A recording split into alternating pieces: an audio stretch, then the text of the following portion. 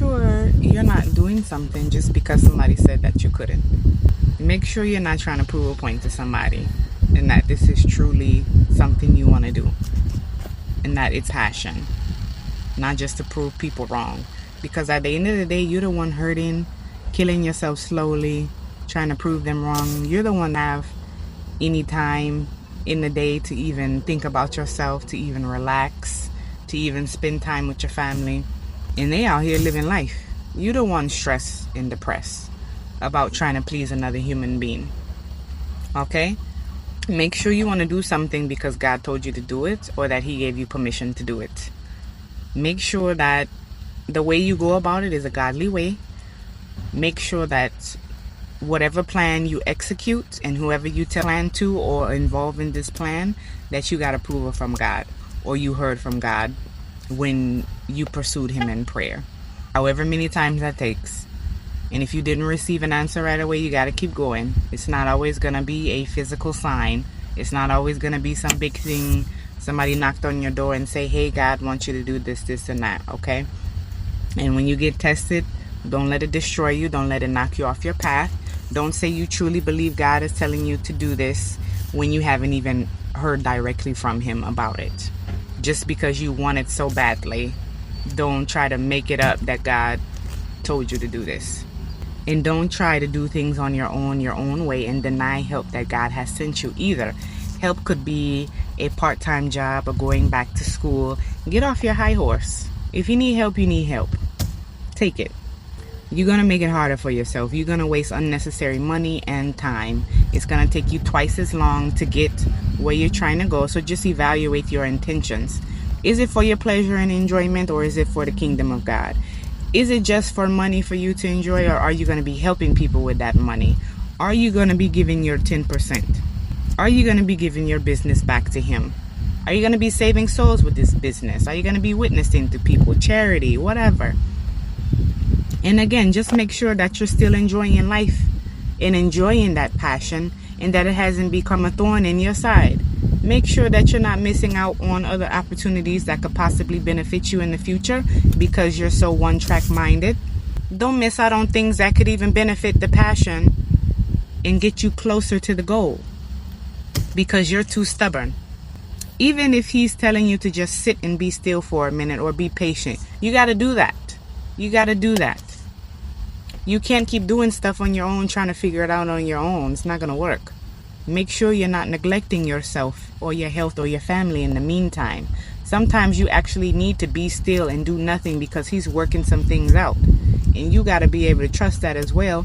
And you going about things on your own could be getting in the way of what He's trying to help you with, of what He's trying to work out. You might be getting in your own way because you can't sit down and shut up. It doesn't matter what it looks like.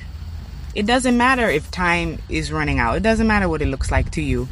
But don't look up and be 60 years old and found out that you work yourself to death and have went absolutely nowhere in life.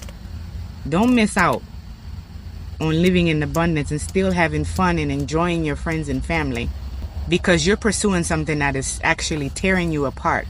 It's stressing you out to the point that it's making you sick.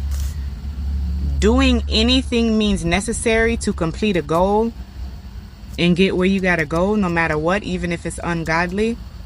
That's not the way you go about things. Some even miss out on getting married or having kids and just enjoying the things around them. Chase dreams, materials, money, things that don't even last a lifetime. And the next thing you know, you're 65 and you're like, where has time gone?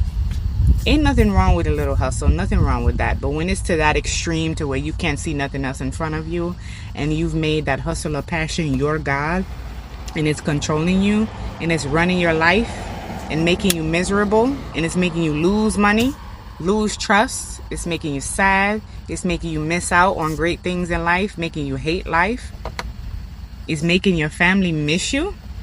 A great example of that is people that pursue music. Secular music at that. And they do anything to get there, even if it's ungodly. They'll do whatever they got to do to get to the top.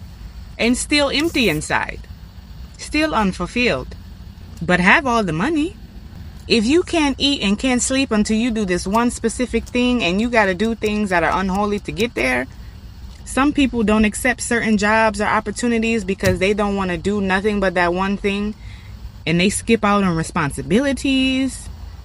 You still got to pay your bills. You still got responsibilities to your kids. You can't just drop everything and everybody for this one passion. You still have to prioritize.